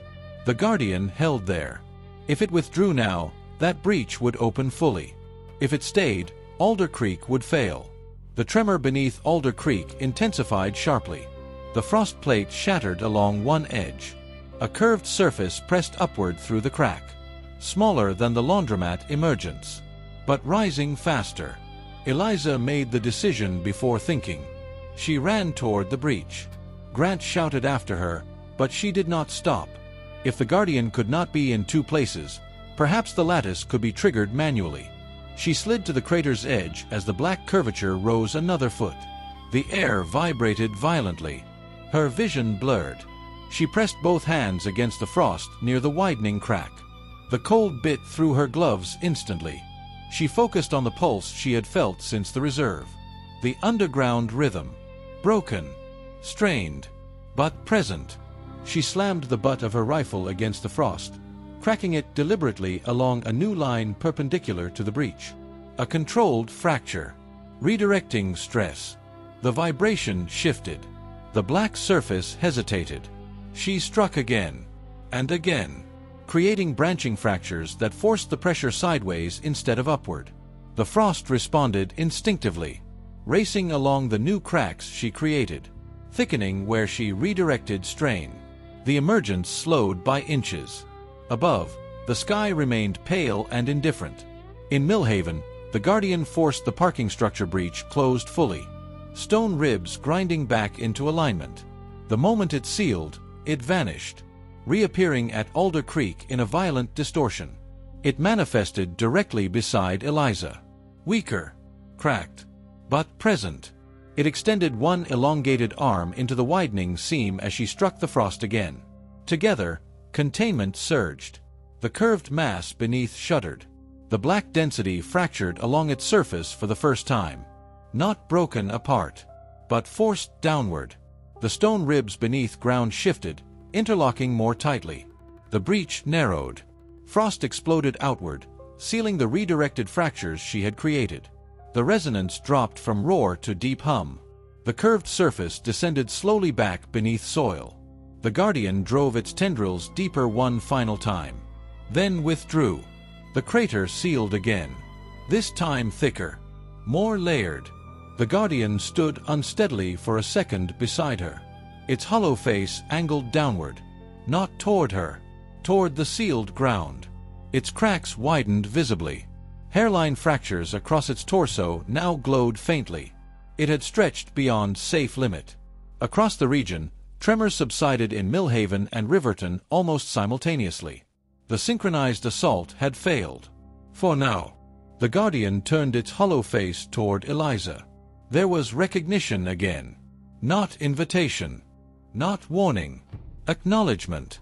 It understood she had altered the stress pattern. Learned the rhythm. Then it dissolved into mist once more. Eliza remained kneeling at the crater's edge, hands numb, breath ragged. Grant helped her stand. Across 3 towns, emergency crews reported stabilization. No full emergence. No casualties from the second wave. But infrastructure damage was spreading. Hairline fractures appearing miles beyond. The deeper presence had tested simultaneous breach. And learned. It would adapt again. Eliza stared at the frost-sealing Alder Creek. They could not rely solely on reaction. They needed proactive reinforcement. Not just at fractures. At intersections, where human infrastructure overlapped the stone ribs beneath. The battle was no longer about single towns. It was about the map itself. The deeper layer was rising through the web humanity had carved underground. And the Guardian, cracked and thinning, could not hold the entire network alone. The next wave would not strike 3 towns. It would strike 10. Or 20. And containment would require more than frost and instinct. It would require redesigning the surface before the surface was torn apart from below. Far beneath sealed stone, the vast presence shifted again. Not retreating. Repositioning. Preparing the next coordinated ascent. And this time, it would push everywhere at once. The third wave never came. Not the way they expected. After the synchronized fractures across Alder Creek, Millhaven, and Riverton, emergency management agencies across the state shut down entire infrastructure grids. Sewer tunnels were drained. Subway expansions halted. Deep excavation permits suspended indefinitely. Geologists blamed unstable sediment layers. Utility companies blamed aging pipes. No one outside the Ranger Task Force understood the real pattern. Eliza stood once more at the northern boundary of Black Hollow Reserve, boots resting inches from the original arc-shaped depression where this had begun. Frost still traced thin veins through the soil, but it no longer advanced toward the station. It held. Across the region, something had changed. The deeper presence had retreated. Not in defeat. In recalculation. For 7 days, tremors diminished from violent surges to distant pulses. Microfractures stopped widening. The frost seals at breach sites thickened naturally without direct manifestation of the Guardian. The entity had withdrawn into the lattice fully. Consolidating. Healing. Eliza felt it through the ground like a steady heartbeat beneath her ribs. Grant approached quietly. Reports from surrounding towns showed stabilization. No new collapses. No new emergencies. The Guardian had survived the strain. Barely. At night, Eliza walked the reserve alone. The forest had regained its natural sounds, crickets, owls, wind through pine. But beneath those sounds lingered something deeper. Not threat. Presence.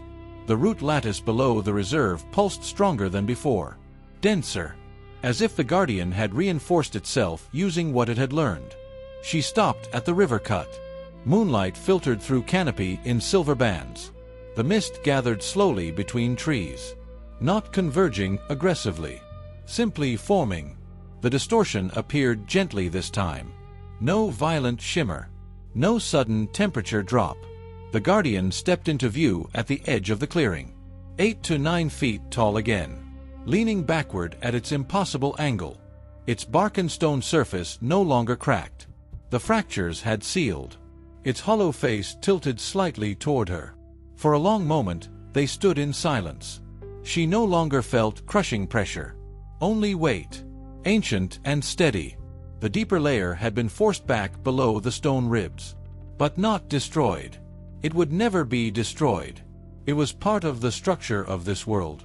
The Guardian did not protect humanity. It protected balance. And for the first time, humanity had adjusted. Construction projects halted. Deep drilling restricted. Urban expansion slowed. Not from knowledge of what lay beneath, but from fear of instability. Fear was enough. The lattice strengthened. The Guardian stepped closer. Its elongated fingers extended, hovering near her shoulder like that first night. This time, when it touched her, there was no violent vision. Only a sensation of alignment. Roots spreading outward beneath miles of forest. Stone ribs locked tight below fractured towns. Frost lines sealing thin seams in urban soil.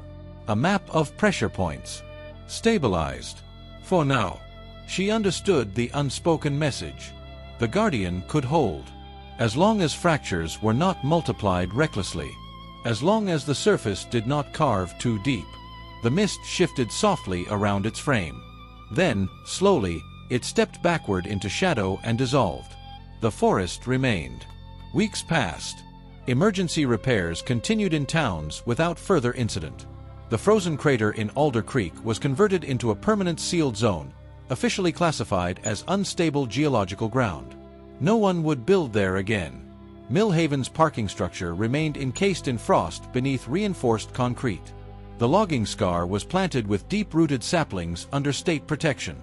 Humanity adjusted, unknowingly strengthening the threshold. But balance is not permanence. Late one evening, Eliza sat alone in the ranger station office reviewing updated geological surveys. The frost perimeter around the reserve had receded slightly. Not gone. Just closer to its origin. Healthy. She stepped outside into cold night air. The sky was clear. Stars sharp. Wind moved gently through treetops. She walked to the boundary one final time before turning in. The arc-shaped depression remained faintly visible beneath leaf litter. She crouched, brushing soil lightly with her glove. It felt solid. Stable. Then she felt it. Not a tremor. A shift. Far deeper than before. Not near the surface. Not at the stone ribs. Below even that. A slow movement like tectonic plates grinding miles down. The resonance was faint but unmistakable. She closed her eyes. The Guardian did not appear. The frost did not surge. The forest remained calm. Whatever had shifted lay far beyond the recent breaches. Older. Broader. The deeper presence had not retreated out of fear. It had retreated out of strategy. Testing fractures had revealed the map of human expansion. Now it understood the grid. It would not push blindly next time. It would wait.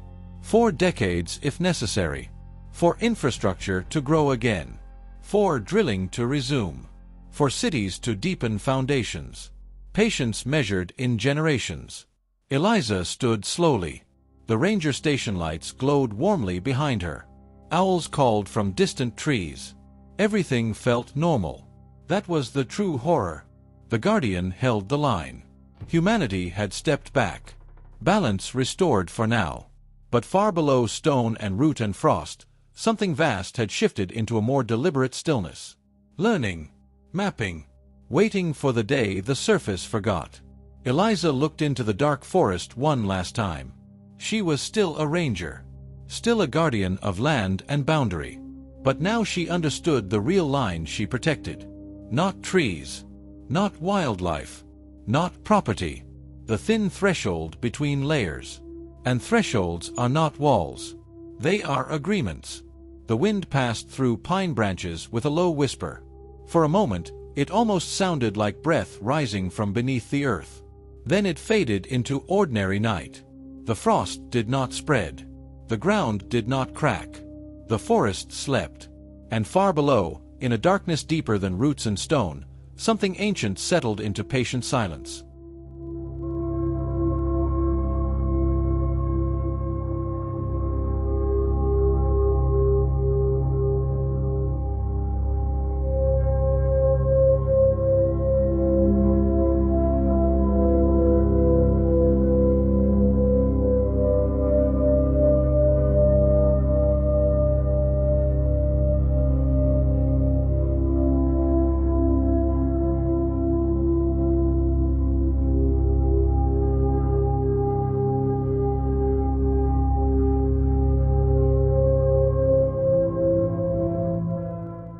Ranger Tobias Crow had spent nearly 14 years assigned to Iron Vale National Preserve, a stretch of wilderness so old and densely layered that maps often felt like suggestions rather than accurate representations of its terrain.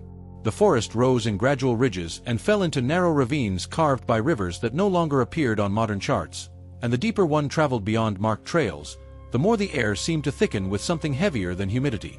Tobias had always believed that certain landscapes carried memory the way stone carried fossil impressions, and Iron Vale felt burdened with more than its share of history.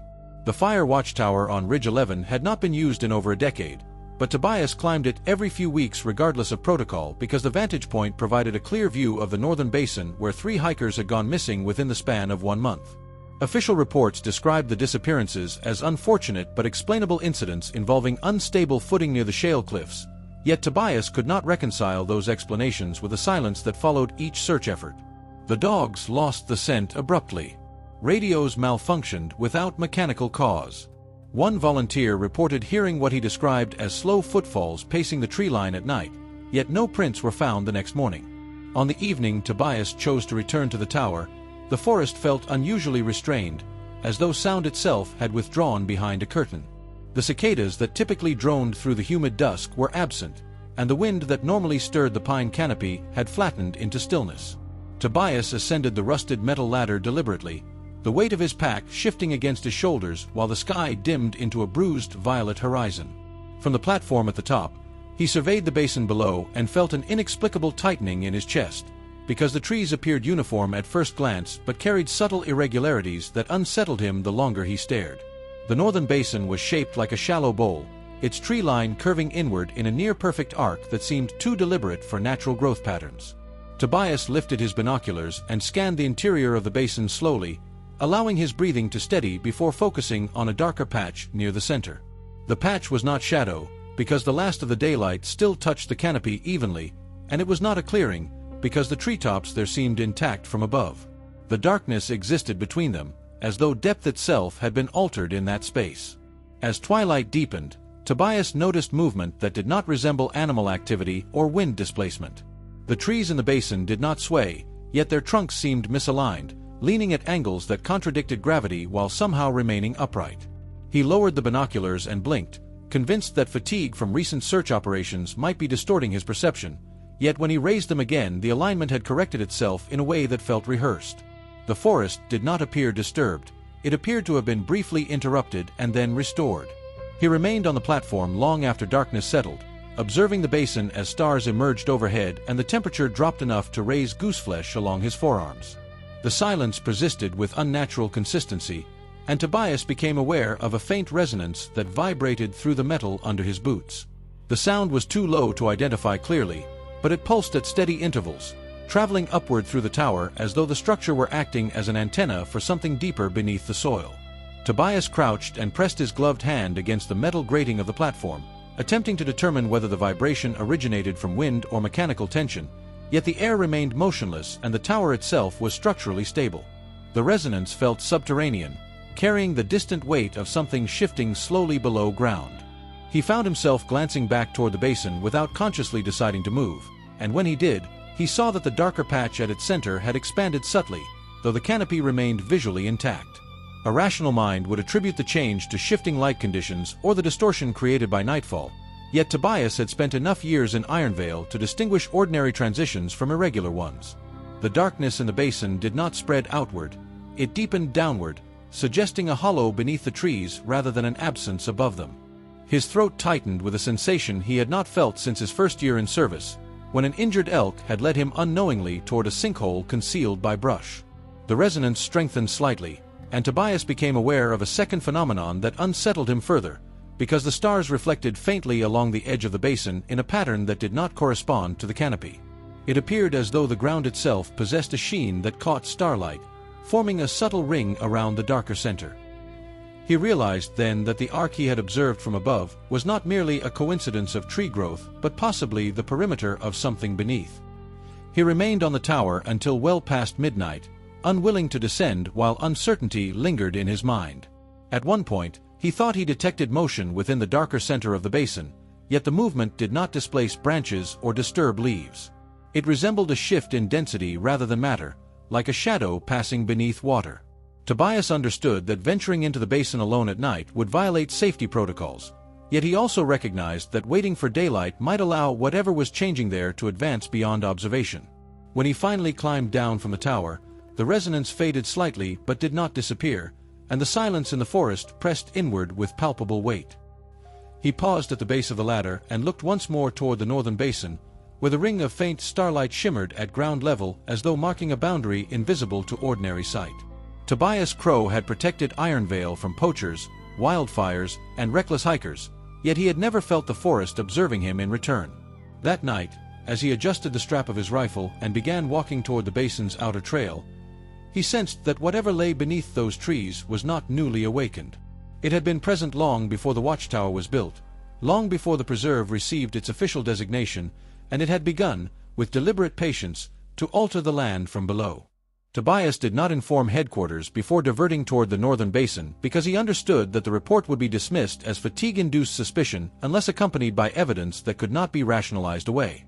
The main trail curved east before looping back toward the basin's outer edge, but he left it early and cut through older growth where the underbrush thickened and the ground rose in subtle ridges formed by exposed roots. The air carried the faint scent of damp stone even though no rain had fallen in days, and each step forward deepened the strange awareness that the forest was withholding ordinary sound. He moved carefully, sweeping his headlamp beam low rather than wide because he did not want to distort his night vision more than necessary. The beam revealed ordinary elements at first, ferns folding inward for the night, moss thick along fallen trunks, the pale flash of a deer's tail vanishing between trees. Yet beneath these familiar markers lay an absence that unsettled him more than overt disturbance would have. In 14 years he had learned to interpret Ironvale through sound as much as sight, and the absence of insect drone created a hollow space in his perception that no amount of visual confirmation could fill. As Tobias approached the outer arc of the basin, the ground underfoot became unusually firm, almost compacted, as though the soil had settled under sustained pressure. He crouched briefly and pressed his palm against the earth, noting that the temperature felt cooler than the surrounding forest floor. The difference was subtle but measurable against his skin, and he could not attribute it to shade because the canopy above appeared uniform. When he rose again and advanced another 10 yards, he realized that the faint starlight sheen he had observed from the tower was not reflection but texture. The forest floor along the basin's perimeter possessed a thin crystalline layer that did not resemble frost or mineral deposit. It caught light irregularly and vanished when viewed from certain angles, only to reappear when he shifted position. Tobias knelt again and brushed aside a scattering of leaves to examine it more closely, discovering that the soil beneath had hardened into a smooth, glass-like surface that extended inward in a continuous ring. He tapped it lightly with the butt of his knife handle and felt a vibration travel back through the metal, as though the layer were connected to something resonant below. The low hum he had sensed in the tower returned with greater clarity once he stepped fully inside the arc. It pulsed through the soles of his boots at steady intervals, subtle enough that it might have gone unnoticed by someone unfamiliar with the land. Tobias paused and turned slowly in place, allowing his senses to adjust to the basin's interior. The trees here stood closer together than they appeared from above, their trunks rising straight and evenly spaced in a pattern that suggested deliberate arrangement rather than natural growth. He raised his headlamp beam higher and studied the bark along the nearest trunk, expecting to find evidence of disease or human interference that might explain the unnatural alignment. Instead, he found faint vertical striations running along the wood, shallow grooves that extended several feet upward before fading. They resembled scratches at first glance, yet their spacing was too consistent to be random and too subtle to be the work of tools. He traced one with his gloved finger and felt no indentation, only a change in texture as though the bark had grown around something once pressed against it. The basin floor dipped slightly toward its center, and Tobias advanced with deliberate caution, marking his path mentally so that he could retrace his steps without relying solely on GPS. His device had already flickered once near the perimeter, briefly losing satellite connection before correcting itself.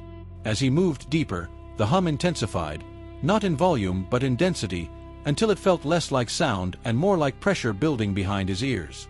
At approximately 50 yards from the center, he stopped abruptly because the ground ahead no longer reflected starlight but absorbed it. The darker patch he had observed from the tower revealed itself as a depression in the earth, though the canopy above remained intact. The trees encircled the depression at a precise distance, their roots disappearing beneath the hardened glass-like layer that ringed the basin. Tobias approached the edge and directed his headlamp downward, revealing a shallow hollow perhaps 15 feet across and no more than 3 feet deep. The soil within the hollow was not soil at all, but a compacted, black surface that appeared smooth and continuous, like stone worn by water over centuries. Yet no river ran through this basin, and the depression lacked the irregular erosion patterns typical of natural formation. Tobias stepped carefully into the hollow, feeling the temperature drop again by several degrees, and crouched to examine the surface more closely. When he placed his palm against it, the hum surged sharply, resonating through his arm and into his chest. He withdrew his hand instinctively and steadied his breathing, reminding himself that panic would distort perception. The surface beneath his palm had felt neither warm nor cold but neutral, like something insulated from ambient temperature.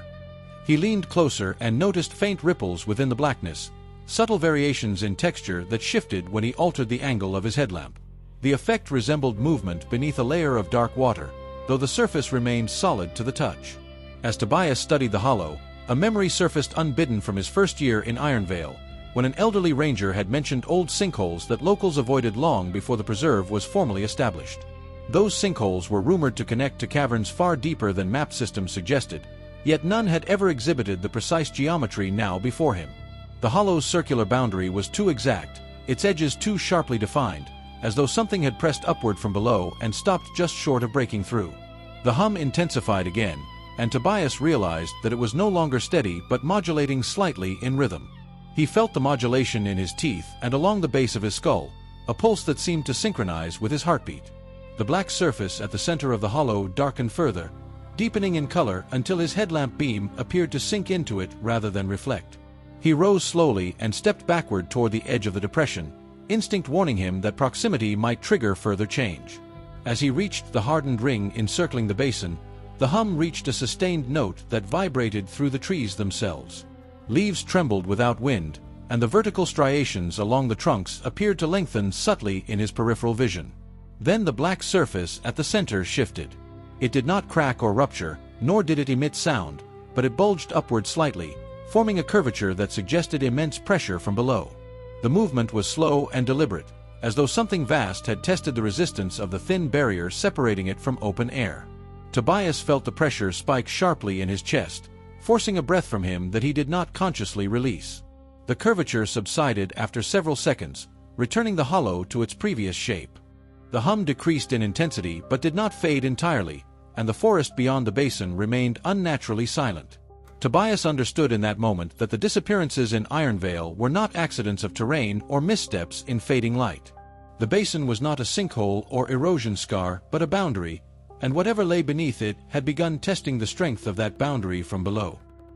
He stepped backward once more, leaving the depression and returning to the hardened ring, aware that he had witnessed only the first sign of a deeper process unfolding beneath the preserve. Tobias did not leave the basin immediately after the surface bulged and settled, because retreat without understanding would only postpone a reckoning that the forest itself seemed intent on accelerating. He moved to the inner edge of the hardened ring and circled the depression slowly, keeping his headlamp angled low so that the beam skimmed the black surface rather than striking it directly. The subtle rippling beneath the surface had ceased, yet the impression of depth remained, as though the hollow concealed a column descending far beyond the shallow curvature visible to the eye. The hum no longer pulsed at his heartbeat but followed its own rhythm, steady and deliberate, and Tobias recognized that the modulation he had felt earlier was not random fluctuation but response. Whatever lay beneath the basin had reacted to proximity and then withdrawn, testing the integrity of the boundary in the same way a hand might press experimentally against thin ice. The realization tightened his jaw, because it suggested awareness rather than blind geological pressure. He knelt once more at the rim of the depression and removed a compact soil probe from his pack, intending to measure depth beyond the visible hollow. The probe was designed for ordinary sediment and shallow subsurface assessment, yet he extended it cautiously and pressed its tip against the black surface. Resistance met him immediately, firm and unyielding, but not like stone. The probe did not scrape, it hummed faintly in response, vibrating in his grip as though it had contacted a surface under tension. He increased pressure gradually until the metal shaft bowed slightly, then withdrew it before risking damage. The tip showed no residue, no soil or mineral trace, and the surface beneath remained unmarred. Tobias considered striking it with the heel of his boot to test resonance, yet something restrained him, a sense that overt force might trigger a reaction more pronounced than the subtle bulge he had already witnessed. Instead, he shifted attention outward, studying the trees that formed the basin's arc. The trunks stood equidistant from the depression, and the ground between them and the hardened ring showed no ordinary root disturbance. He crouched beside one of the nearest trunks and brushed away pine needles, exposing the soil at its base. The crystalline layer extended beneath the outermost roots, suggesting that the formation had risen from below rather than settled from above. He traced one of the faint vertical striations along the bark upward with his headlamp beam and noticed that the grooves were aligned toward the depression center, as though the tree had grown in response to a persistent directional force. The alignment repeated across multiple trunks, each bearing the same subtle texturing oriented inward. The pattern resembled the radial lines of a compass rose, converging toward the black hollow. A breeze stirred faintly at last, yet it did not enter the basin. The outer forest canopy rustled in the distance, but within the arc the air remained stagnant, sealed as though beneath a dome. Tobias felt the isolation acutely, aware that he stood within a contained system separate from the rest of Iron Vale. He checked his GPS device again and found that it displayed his coordinates with minor fluctuation, the signal drifting by several feet and then correcting without reason.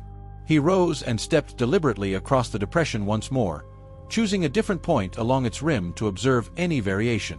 The hum shifted slightly as he crossed, deepening when he paused at the exact center of the hollow. The sensation pressed against his chest with enough force that he became conscious of his breathing pattern, forcing himself to inhale slowly to prevent hyperventilation. Without warning, the black surface at his feet darkened further, losing even the faint sheen it had previously possessed. Tobias froze in place, his instinct urging retreat while his training demanded observation. The curvature returned, rising a fraction of an inch higher than before, and this time the movement sustained for several seconds rather than receding immediately. The surface did not crack, but it thinned. He perceived the thinning not visually but spatially, as though the air above the depression had deepened into a vertical shaft. His headlamp beam appeared to bend slightly downward at the center, curving into the blackness before fading. The effect was subtle yet undeniable, and Tobias felt an involuntary pull forward, a shift in balance that he countered by planting his boots firmly against the hardened ring. The hum intensified into a continuous tone that vibrated along his spine, and the trees around the basin responded in unison, their trunks trembling faintly without wind. Pine needles fell in a slow cascade around the arc, settling onto the crystalline surface and sliding toward the depression center as though guided by gravity stronger than the Earth's natural pull. Tobias stepped backward with controlled deliberation, aware that proximity increased the phenomenon's intensity. As he retreated beyond the hardened ring, the curvature subsided gradually, and the pine needles ceased their inward drift. The hum diminished once more to its steady baseline. He realized then that the basin did not function as a sinkhole or a natural cavity, but as a threshold under tension.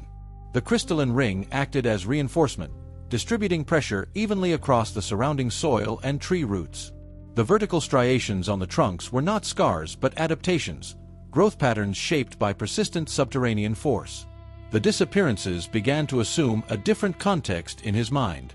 A person stepping into the depression during a moment of heightened tension might experience the same inward pull he had felt, but without awareness or balance to counteract it.